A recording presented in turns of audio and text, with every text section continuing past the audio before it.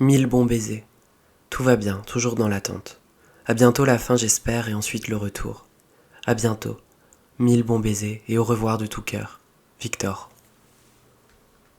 C'est dans ces mots qu'un soldat du nom de Victor Mahé s'adresse à sa femme le 6 juin 1915. Il est alors à la veille d'une bataille où, plus que jamais, il risque de mourir. Il adresse à son épouse ce qui est peut-être son dernier au revoir. Victor a montré un entrain merveilleux pendant l'attaque du 7 juin 1915. Il est arrivé le premier sur les positions à occuper par la compagnie. Depuis le début de la Grande Guerre, les relations épistolaires sont le peu d'affection qu'il reste aux soldats. Aujourd'hui, ces nombreuses lettres sont le témoin du quotidien de familles séparées et vivant dans l'angoisse d'une mort possible à chaque instant. La dureté de la guerre anime l'espoir de retrouvailles toujours plus incertaines. René? René? Où es-tu, mon chéri? Tu as reçu une carte de papa. Viens la lire. Mon cher petit René, voilà ce que papa voit souvent en rêve. Sois sage à l'école, pour être bien savant plus tard.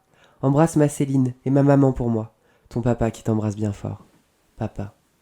Victor Mahé s'adresse ici à son fils, René, qu'il ne reverra pas. Parti au front, il a laissé derrière lui sa femme Alice, avec qui il tenait un commerce à Saint-Nazaire, et son fils René, petit écolier français. On voit ici tout l'amour d'un père, même loin de son enfant. Victor délaisse sa signature habituelle pour la changer en un affectueux papa.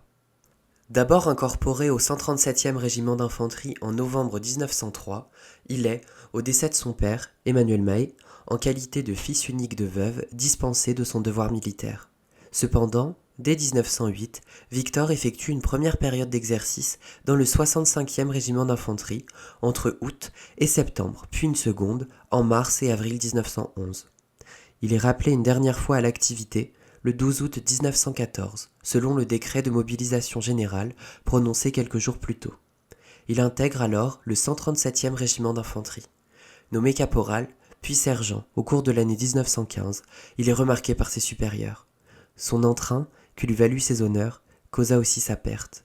Victor est tué à l'ennemi le 3 octobre 1915 à Perthes-les-Hurlus, dans la Marne.